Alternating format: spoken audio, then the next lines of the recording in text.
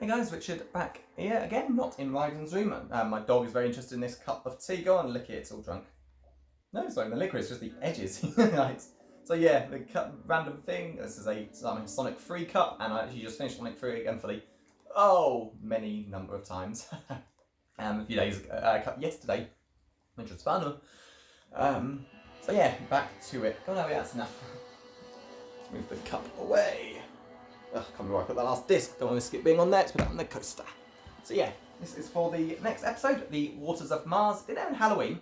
I thought it would have done, to be honest. It's kind of the horror episode. Hey, Abby, leave that cup alone. Abby, get away from there. Get him coming into the camera. So this is the Waters of Mars. Let's get a good shot. Yeah, screen selection. Yeah, I do love having DVDs for this still. There we go. So, Waters of Mars. Doctor ends up on Mars in the year 2059, which at this time of the episode was exactly 50 years later. Basically, these most famous humans who've basically colonised Mars and set true space travel in motion. The main character, her granddaughter, will basically go and fully travel the universe and basically set up mankind's really exploring it everywhere. So the Doctor gets there, recognises all these people, and realises they all die on this day. And this is a fixed point in time. You absolutely cannot get involved and help them. And you see why. There's this creature called the Flood.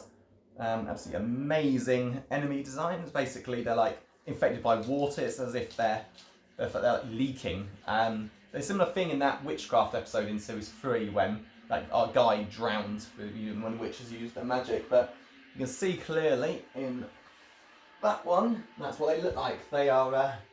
their skin cracks, water's flowing out. God, it is creepy as hell. But that's not even the true menace. So, after the Doctor originally sent to help, realises he has to go. Adelaide, the captain, is absolutely outstanding. She's no true companion in the usual sense. I think Donna, but a hell of a lot stronger, to the point where she's not even the Doctor's friend. Abby, stop you whinging. Basically, she locks the Doctor in, forces him to say why he's running away. She knows he's not a coward, but why is he not helping? And it turns out why her death is the key. Her death will inspire her granddaughter to see what else is out there. Because Adelaide will destroy the base, killing all about 8 or so people, and it'll be a great mystery, but it will still inspire her granddaughter to travel the stars and effectively create everything that happens. And the Doctor cannot stop this. He says this is a fixed point in time. This isn't even like Pompeii, where he was able to save a few people, but not this time. Her death is the most important thing that cannot be changed. And she lets him go.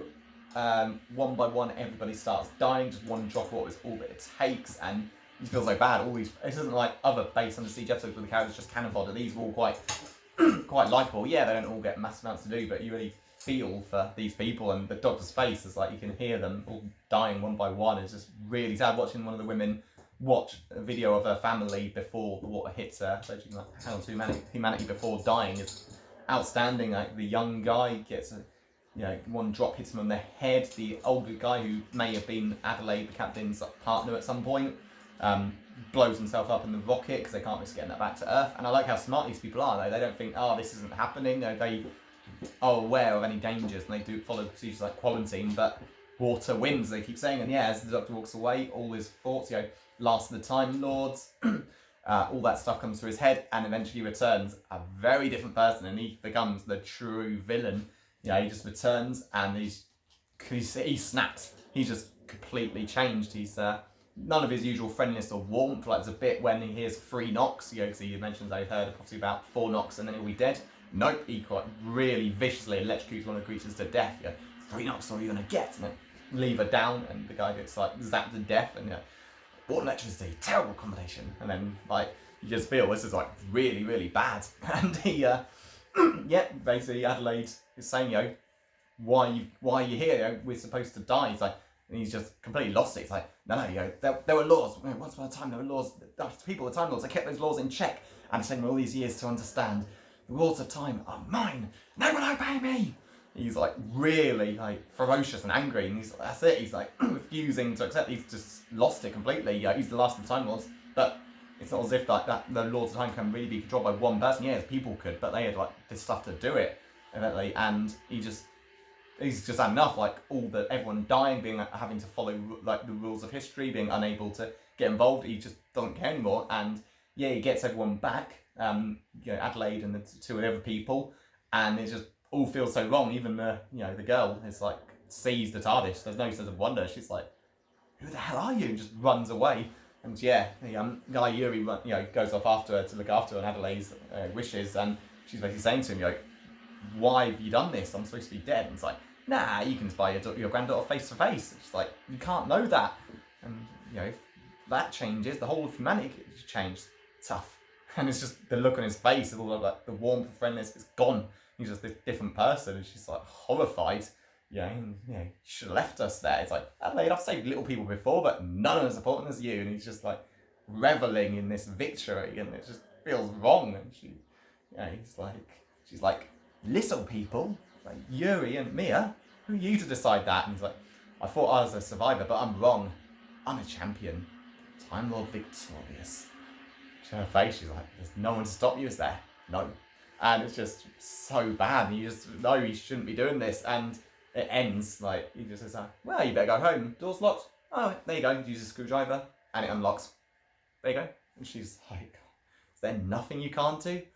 Not anymore. And he just walks off. He's just dreading what's happening. And then, she just pulls a laser gun out of her pocket and there's a flash. And he realises what's happened and his memories start changing. Adelaide Brooks died on Earth, but her granddaughter, and then in the newspapers, the two other people, two people that he saved, talk about how she saved them effectively, and thankfully it doesn't wreck time. Her granddaughter is still inspired to see what's out there, basically what caused her grandmother to kill herself back on Earth, presumably, and his face, and he just realises what he's done, and he's like, I've gone too far, sees one of the Ood watching him, and thinks he's now going to die for his crime. Nope, he just refuses to accept it and leaves. But yeah, it's an outstanding episode. So much great stuff's going on. The designs of the monsters are fantastic, and how the Doctor changes completely, and so Dayton's acting is phenomenal. Like, there's no manicness, like when he's having to listen to everyone die, and he's like shaking everyone's hands when they were alive, saying it's such an honour to meet them. And the scene when he's walking away, just face every time he hears what's happened, that another person being killed. And of course, when he's come back and he's just like a different person, it works so well. This is one of the greatest episodes ever, and I'm not surprised this happened. This is why he shouldn't be on his own. If he had someone with him, this never would have happened. And also, just everything that he's gone through, this is always going to happen eventually, and it just works so well. So yeah, that is it. So 10 out of 10, definitely my favourite episode in this run. And so that's it. So on to the next one.